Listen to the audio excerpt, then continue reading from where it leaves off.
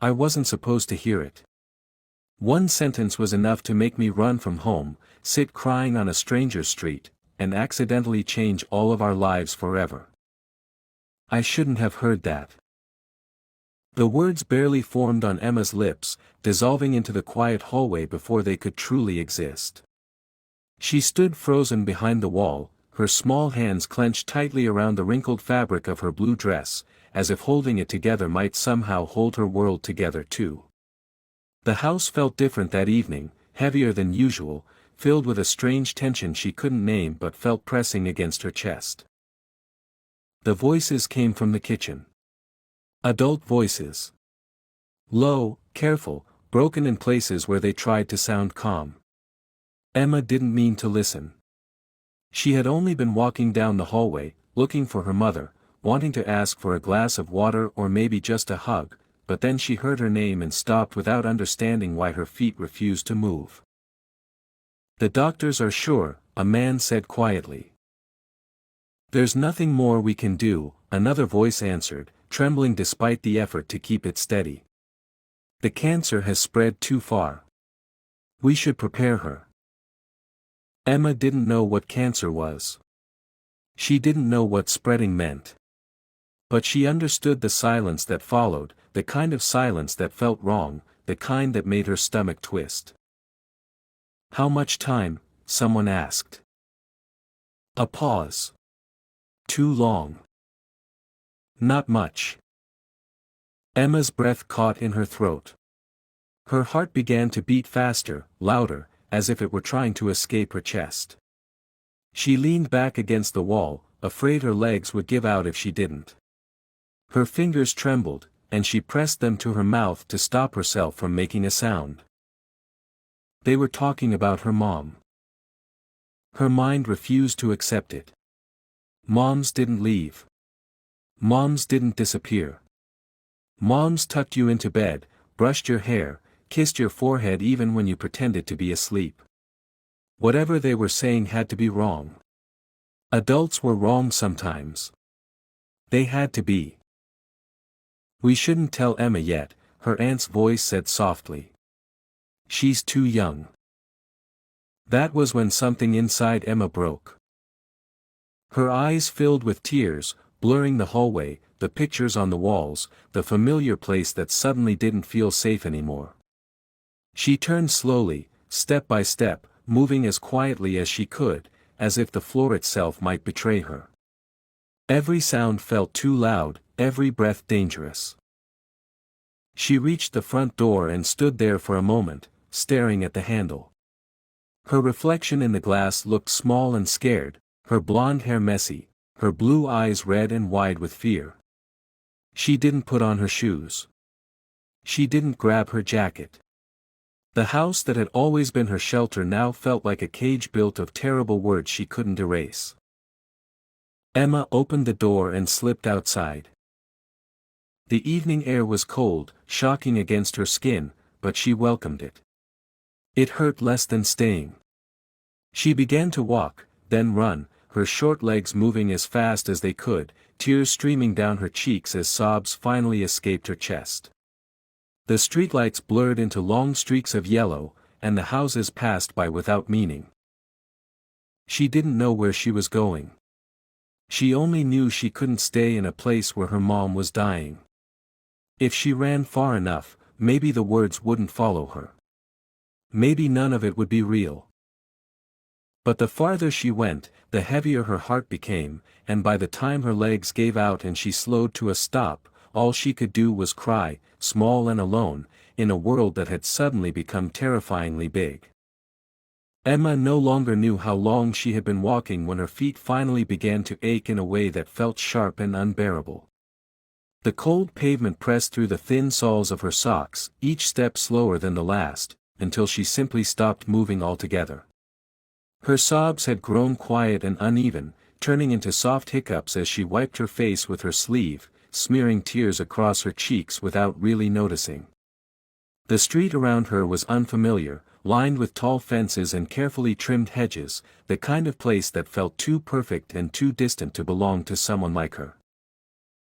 She lowered herself onto the edge of the sidewalk, sitting down with a tired sigh that sounded much older than 5 years. Her knees were pulled to her chest, her arms wrapped around them tightly as if she could hold herself together that way. The blue dress she wore was damp at the hem, and her blonde hair clung to her face in uneven strands. Emma stared at the ground, watching an ant crawl across a crack in the concrete, wishing with all her heart that she could be just as small and unnoticed. A car slowed as it approached the tall iron gates nearby, its headlights washing over her like a sudden spotlight. Emma flinched and shrank back instinctively, her heart jumping into her throat. The engine cut off, and for a moment there was only silence again, thick and uncertain. Then a door opened. "Hey, sweetheart." The voice was calm and careful, as if it didn't want to scare her. Emma lifted her head slowly, her eyes swollen and glassy as she looked toward the man standing a few steps away. He was tall, wearing a dark coat, his brown hair slightly tousled as if he had run a hand through it absent-mindedly. What caught her attention most, though, were his eyes. They were blue, clear and steady, the kind that looked like they noticed things, the kind that didn't rush. He crouched down in front of her, keeping a respectful distance. "Are you hurt?" he asked quietly. "Do you need help?" Emma shook her head, though she wasn't entirely sure if it was true. Everything hurt, just not in a way she could explain. She hugged her knees tighter and looked away, afraid that if she met his gaze for too long she might start crying again, and she didn't think she had any tears left. "It's cold out here," the man said gently. "Where are your parents?" Her lips trembled. She opened her mouth, but no sound came out at first. When she finally spoke, her voice was barely louder than a breath. I need to stay somewhere for a little while." The man frowned slightly, concern softening his expression rather than hardening it. "Your name?" he asked. "Emma."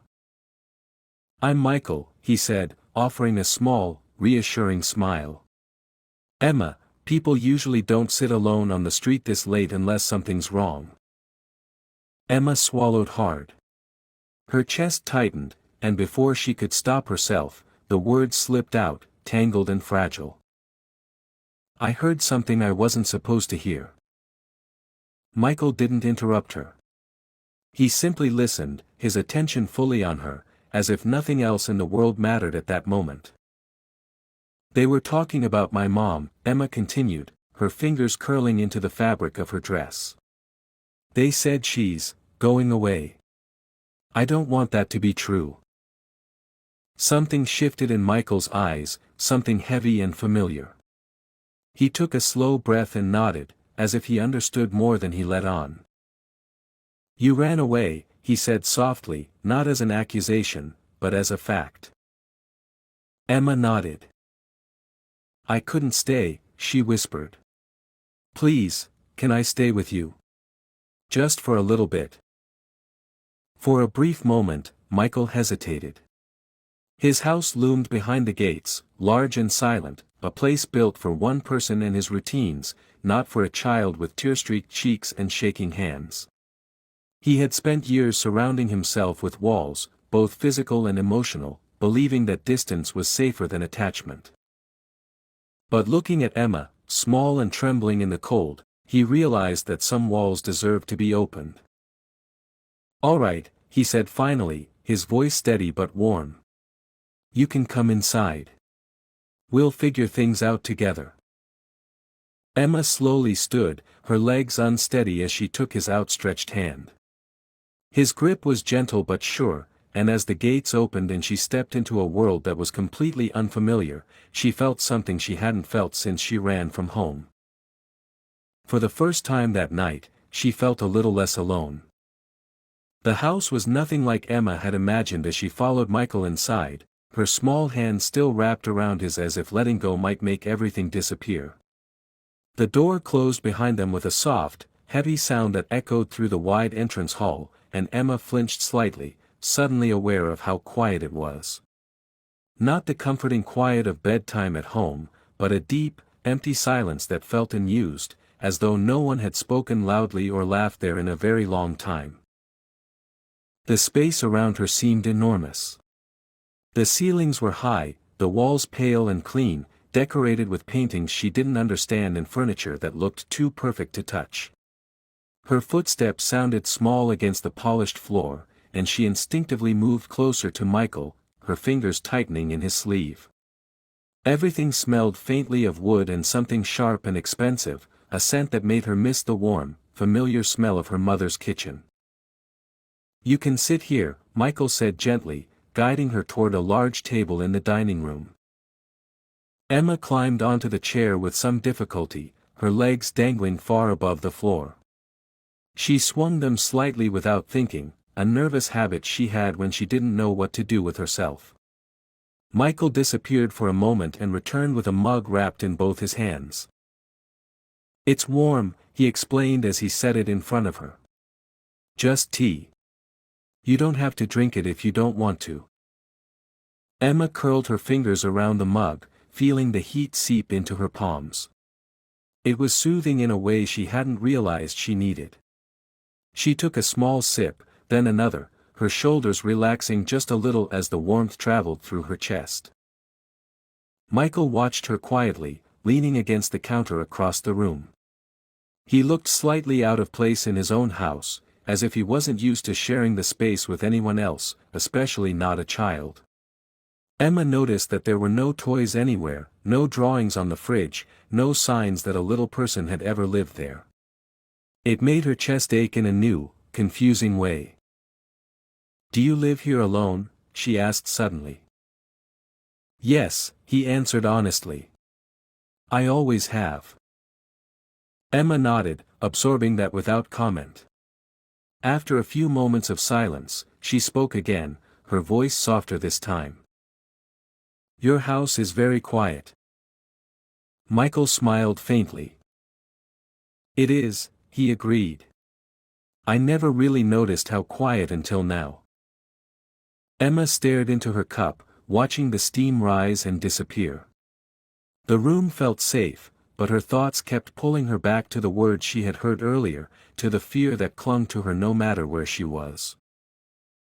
"They said my mom is sick," she said slowly, as if choosing each word carefully. "Very sick." Michael straightened slightly, his expression growing serious. "Did they say what kind of sick?"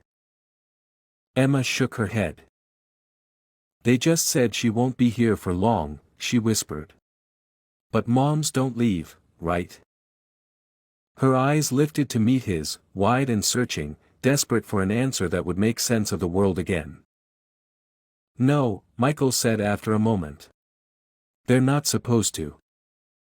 The honesty in his voice surprised her, but it also felt kinder than a lie. She pressed her lips together, blinking hard as her eyes filled again. "I didn't want to hear it," she admitted. "So I ran. I thought maybe if I wasn't there, it wouldn't happen." Michael moved closer and crouched down in front of her, resting his arms on his knees so they were at eye level. "When I was a kid," he said quietly, "I heard things I wasn't supposed to hear too. Things that changed everything. Running didn't stop them, but it helped me breathe when it felt like I couldn't." Emma listened carefully, even though she didn't fully understand. What mattered was that he wasn't telling her she was wrong or silly. "Can I stay a little longer?" she asked. "Just until I'm not scared anymore." Michael hesitated only briefly. "You can stay tonight," he said. "You're safe here." Emma nodded and took another sip of tea. The fear didn't disappear, and the house was still too big and too quiet, but as she sat there with her legs swinging and her hands wrapped around something warm, she began to believe that maybe, just maybe, she hadn't made a mistake coming here.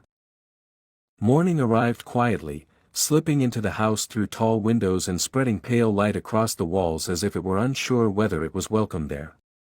Emma woke up slowly on a couch that felt far too big for her small body, wrapped in a soft blanket that smelled faintly of laundry soap and something unfamiliar. For a few seconds she didn't remember where she was, and panic rose in her chest when she realized this wasn't her room, but then she saw Michael sitting at the table nearby with a cup of coffee in his hands, watching her with a careful, almost protective calm. "You're awake," he said gently, keeping his voice low so he wouldn't startle her. Emma pushed herself up, rubbing her eyes with the backs of her hands. Her head felt heavy, and the memories of the night before rushed back all at once, making her stomach twist. She looked around again, the quiet house no longer strange but still not home, and then her gaze settled on Michael. "I had a dream," she said slowly. "My mom was calling me, but I couldn't find her." Michael's jaw tightened slightly, though he kept his expression soft. "Sometimes our dreams do that," he replied. "They take our worries and make them louder."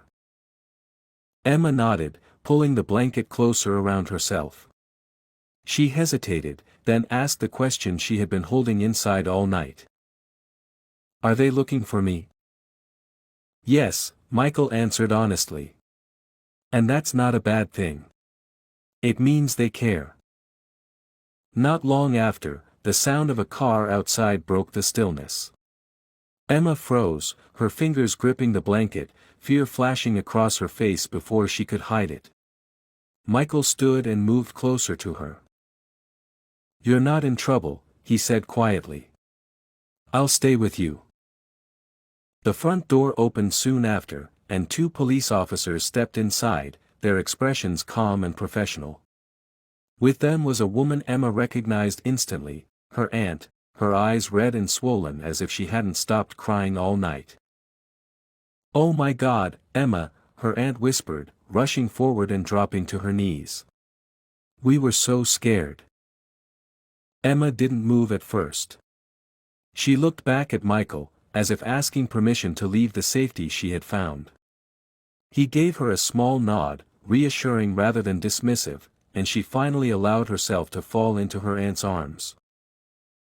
At the police station, everything felt too bright and too loud. Emma sat on a chair that was too tall, her feet swinging just like they had the night before, only this time Michael was sitting beside her instead of across the room. He had insisted on coming with them, calmly explaining that he had found her alone and hadn't wanted to leave her outside in the cold. No one argued with him. After some questions that Emma barely listened to, the word hospital was mentioned, and her heart skipped painfully in her chest. They drove there together. The building smelled sharp and clean, a smell Emma associated with needles and waiting rooms and being told to be quiet. She clutched Michael's hand as they walked through long white corridors, her fear growing with every step. Her mother was lying in a hospital bed when they finally reached the room. She looked smaller somehow, her skin pale against the white sheets, dark circles under her eyes, but when she saw Emma, her face softened immediately. "Emma," she breathed, tears filling her eyes. "Oh, sweetheart." Emma ran to her, pressing herself carefully against her mother's side, afraid she might break her if she hugged her too hard. She studied her face desperately, looking for signs that everything was okay, that the words she had overheard were a mistake. "Are you dying?" Emma asked quietly, the question slipping out before anyone could stop it. The room fell silent. Her mother reached up with a trembling hand and brushed Emma's hair back gently. "I'm very sick," she said after a long moment, choosing her words with care. "The doctors are trying to help me, and some days are harder than others. But I'm still here." Emma's lower lip quivered. "They said you won't be here for long." Her mother closed her eyes briefly, pain flickering across her face, then looked back at her daughter. "I never wanted you to hear that," she said softly. "I should have been more careful. But listen to me, Emma. Even if things are scary, it doesn't mean there's no hope." Emma leaned her forehead against her mother's arm, breathing her in, afraid that if she pulled away even for a second, something terrible would happen. She noticed Michael standing near the door, quiet and respectful, his presence steady rather than intrusive. "Who's that?" her mother asked gently. "He helped me," Emma replied. "He didn't let me be alone." Her mother met Michael's eyes, gratitude clear in her tired smile. "Thank you," she said simply. Michael nodded, emotion tightening his chest in a way he hadn't expected. Watching them together, he realized that whatever he had stepped into the night before was no longer temporary. Something had already changed, and there was no turning back from it. The days that followed began to blur together in a way Emma had never experienced before, as if time itself had changed its rules.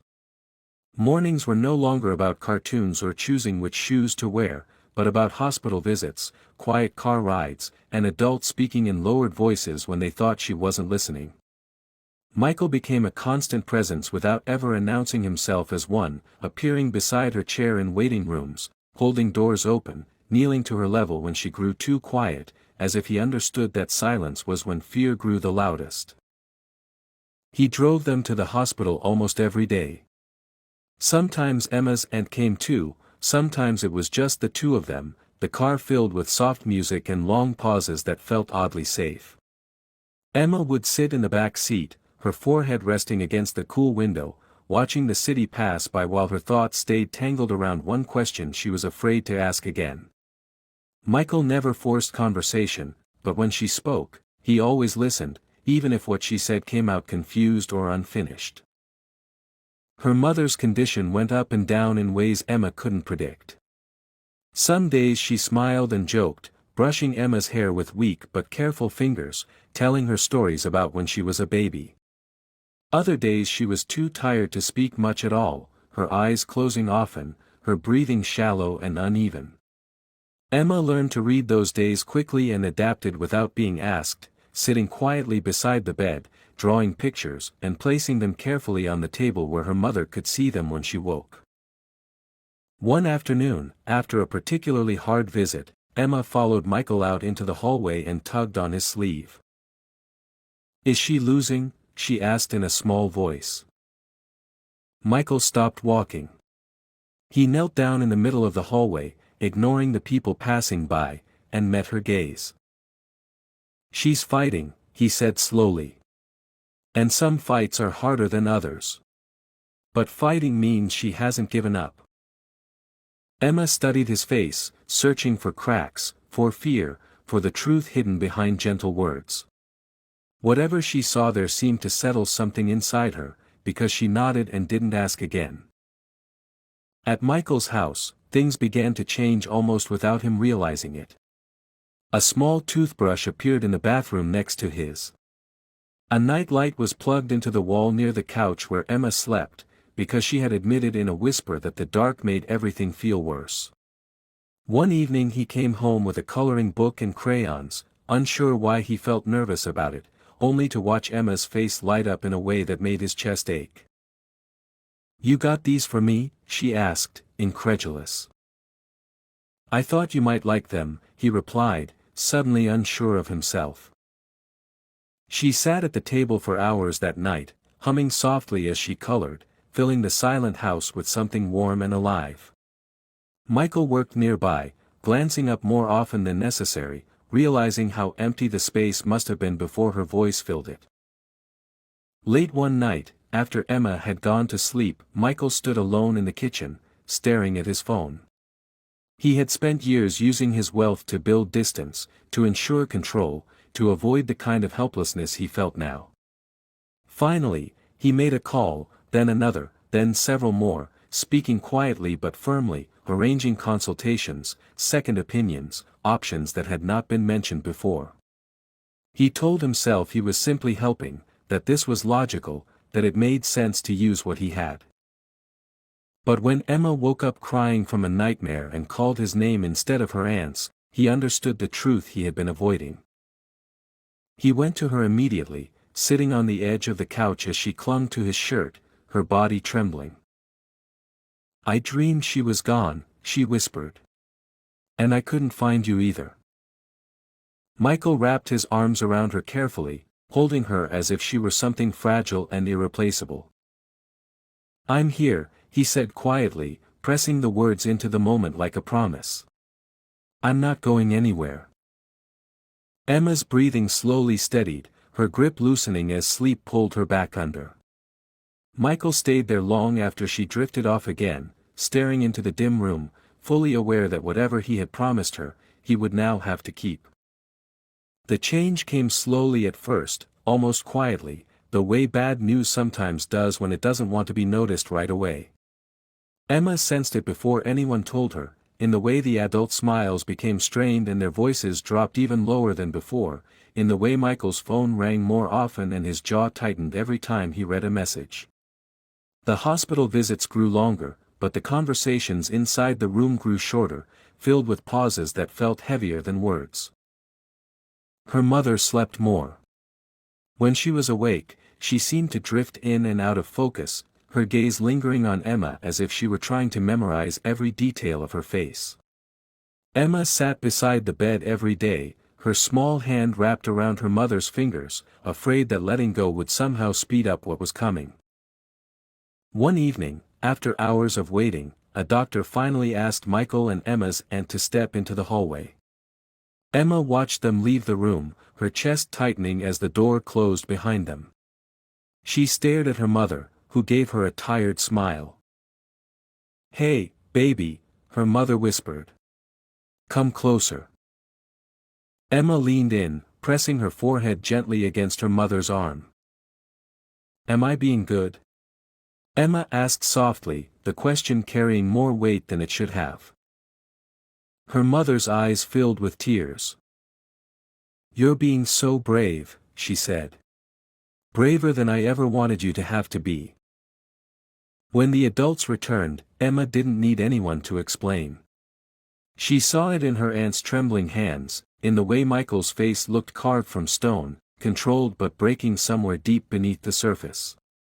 That night, the machines in the room seemed louder, the beeping sharper, as if even they were nervous. Over the next few days, hope thinned like fragile glass. Treatment stopped helping. The doctors spoke gently, carefully, using words like comfort and time and preparing. Emma heard them all, even when they thought she was distracted with her drawings. One afternoon, she sat alone in the hospital corridor while Michael spoke to the doctors again. Her feet didn't swing this time.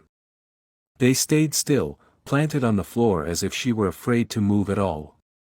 When Michael finally came toward her, she stood up before he could say anything. "She's not getting better," Emma said quietly. Michael stopped in front of her, his breath catching for just a moment before he nodded. "No," he said honestly. "She's not." Emma stared at him, her blue eyes impossibly steady for a child her age. "Is she going to die?" The question landed between them like something fragile and sharp. Michael knelt down, his movements slow, deliberate, as if rushing might shatter her. "Yes," he said after a long pause. "Unless something changes, she probably will." Emma didn't cry right away. She stood there, absorbing the truth in silence, her hands clenched at her sides. When the tears finally came, they came all at once, violent and uncontrollable, her body folding inward as sobs tore out of her chest. Michael pulled her into his arms without hesitation, holding her tightly as she cried into his coat, uncaring of who might see. "It's not fair," she choked out. "I was good. I listened. I didn't complain." "I know," Michael said, his own voice breaking despite his efforts. "I know." That night, Emma refused to sleep. She sat beside her mother's bed, refusing to let go of her hand even when her eyes burned from exhaustion. Michael sat on the other side, silent, present, bearing witness to something no amount of money or power could fix. At some point, her mother stirred and opened her eyes. "Emma," she whispered. "I'm here," Emma said immediately. "I didn't leave." Her mother smiled weakly. "I know," she said. "You never did." Her breathing grew uneven, her grip weaker, and Emma felt terror rise in her chest as she realized what was happening. "Don't go," Emma begged, tears streaming down her face. "Please don't go. I'll stay forever." Her mother lifted her hand with great effort and cupped Emma's cheek. "You already saved me in more ways than you know," she whispered. "And no matter what happens, you will never be alone." Emma shook her head, sobbing harder. "Yes, I will," she cried. "Everyone leaves." Her mother's eyes shifted toward Michael. "No," she said softly. "Not everyone." Michael swallowed hard, his throat tight with emotion. "I'm here," he said firmly, leaning closer. "I promise." Emma clung to his sleeve with one hand and her mother's with the other, caught between love and loss, between childhood and a pain far too big for her heart. In that moment, the world felt unbearably cruel, and yet somewhere beneath the grief, a fragile thread of connection held her together, refusing to let her fall completely apart. The night that everyone believed would be the last did not end the way they expected it to. The hours passed slowly, stretching and bending until time seemed to lose its meaning, and Emma stayed awake long past the point where her small body should have given up. She sat curled in the chair beside the hospital bed, her head resting against the thin mattress, listening to the uneven rhythm of her mother's breathing and the quiet hum of machines that filled the room with a constant, nervous presence. Michael had not moved either. He remained seated on the other side, his hands clasped together so tightly that his knuckles ached, his eyes fixed on Emma's mother as if sheer will could keep her anchored to the world. He had seen loss before, had lived through it as a child, but this felt different. This time, he was not the one being protected from the truth. This time, he was the one who had promised a child that she would not be alone, no matter what happened. Sometime just before dawn, when the sky outside the window began to fade from black to gray, something changed. Emma noticed it first. Her mother's breathing, which had been shallow and irregular, seemed to steady, just slightly, as if her body had found a rhythm again. Emma lifted her head, her heart pounding as she watched closely, afraid to hope and yet unable to stop herself. "Michael," she whispered. "Look." He leaned forward immediately, his eyes narrowing as he focused on the monitors. The numbers shifted, not dramatically, but enough to be noticeable. Enough to be wrong in a way that felt suddenly right. He reached for the nurse's call button without taking his eyes off the bed. Within minutes, the room filled with movement. Nurses came in quietly but urgently, followed by a doctor Emma hadn't seen before, a woman with tired eyes and a sharp focus that cut through the tension. They checked readings, spoke in low, rapid voices, and adjusted equipment while Emma sat frozen, her hands clenched together so hard her fingers hurt. "What's happening?" Emma asked, her voice barely holding together. The doctor glanced at her, then at Michael. "It's too early to be sure," she said carefully, "but her body is responding in a way we didn't expect." Michael felt his breath catch. Unexpected was not a word he had heard in weeks, not one that carried anything but bad news. This time, though, it sounded different. Over the next hours, more tests were done. Blood was drawn.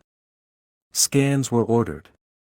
Emma was taken out into the hallway with her aunt, her small legs shaking as she walked, her mind racing with fear that the hope growing inside her might be cruel. When the doctor finally returned, her expression was serious but no longer defeated. "There's an experimental treatment," she explained. "It's risky, and it's not guaranteed, but based on what we're seeing, she might be a candidate. Her condition hasn't reversed, but it has stabilized in a way we didn't think possible." Emma didn't understand all the words, but she understood the way Michael straightened, the way her aunt's hand flew to her mouth, the way the word might hung in the air like a fragile miracle. Michael didn't hesitate. "Do it," he said. Whatever it takes. The days that followed were exhausting and terrifying. Emma watched as her mother endured new treatments that made her weak and pale, watched as hope and fear took turns sitting beside her bed. Some mornings were worse than the last, and there were nights when Emma fell asleep crying, convinced that the miracle had slipped through their fingers. But then there were mornings when her mother opened her eyes a little wider. Days when she could speak a little longer. Weeks when her strength returned in small, stubborn steps that felt impossible and yet real. One afternoon, Emma was drawing at the bedside when her mother reached out and took the crayon from her hand. "You're getting better at this," she said softly. Emma froze, then slowly looked up. "You sound stronger," she said, afraid to smile too soon. Her mother smiled anyway. "I feel stronger," she replied. Emma burst into tears, this time from relief so overwhelming it made her dizzy. She climbed carefully onto the bed, hugging her mother as gently as she could, laughing and crying at the same time while Michael stood near the door, his face turned away for a moment as he pressed a hand to his eyes. The miracle didn't arrive all at once. It unfolded gradually, imperfectly, with setbacks and fear and moments where everyone held their breath. But it stayed. And as weeks turned into months, the word terminal was quietly removed from conversations, replaced with words like recovery and monitoring and future. For the first time since the night she ran away, Emma allowed herself to imagine a tomorrow that didn't end in goodbye. A year passed in a way that felt both impossibly fast and painfully slow, marked by hospital checkups instead of emergency rooms, by cautious smiles instead of whispered prayers. Emma learned what it meant to count time not in days, but in good news, in clear scans, in mornings when her mother woke up with enough strength to make breakfast and complain gently about burned toast. Life did not return to what it had been before, because none of them were the same anymore, but it grew into something new, something careful and deeply treasured. Michael's house no longer echoed when someone walked through it. Shoes were scattered near the door, drawings were taped to the refrigerator, and a small backpack leaned against the wall, always half-packed with crayons and notebooks. Emma had her own room now, painted a soft shade of blue that she had chosen herself, with a nightlight shaped like a moon glowing gently in the corner. She slept there most nights, though sometimes she still woke up from dreams that pulled her backward into fear, and on those nights Michael was always there, sitting beside her bed until her breathing slowed again. Her mother came over often at first, careful not to overdo it, moving slowly as her strength continued to return. She and Michael spoke quietly in the kitchen when they thought Emma was distracted, their conversations filled with gratitude, uncertainty, and something unspoken that grew stronger with time. Neither of them named it, because naming it felt unnecessary. What mattered was that Emma watched them from the doorway sometimes, sensing the safety in their shared presence even if she couldn't yet explain it. One afternoon, Emma sat at the long dining table, her feet swinging freely as she worked on a drawing. The picture showed 3 figures standing in front of a house with an oversized sun in the corner, its rays stretching across the page. She studied it carefully, then slid it toward Michael when he walked by. "That's us," she said confidently. Michael stopped and looked down at the drawing, his chest tightening in a way he had come to recognize as love rather than fear. "It is," he agreed. Emma tilted her head, her blue eyes serious. "You know," she said, "I only asked to stay for a little while." Michael smiled, lowering himself into the chair across from her. "And what happened?" he asked. She shrugged lightly. "I stayed forever." Later that evening, they all sat together in the living room, the soft glow of lamps replacing the harsh lights of hospital corridors. Emma lay on the floor with her head resting against her mother's leg, listening to the steady rhythm of her breathing, while Michael sat nearby reading aloud from a book Emma had chosen simply because she liked the sound of the title. The story didn't matter much. What mattered was the way the room felt full, grounded, safe. Emma looked up suddenly, her voice thoughtful rather than sad. I'm glad I heard it, she said quietly. Her mother and Michael both looked at her. If I hadn't, Emma continued, I wouldn't have run away. And if I didn't run away, I wouldn't have found you. Michael set the book down slowly. Sometimes, he said carefully, the scariest moments lead us to the places we're meant to be. Emma smiled, closing her eyes as she settled more comfortably against her mother. Outside, the evening sky deepened into shades of gold and blue, and inside the house, the quiet was no longer empty. It was warm, alive, and filled with the kind of peace that only comes after surviving something that should have broken you, but didn't.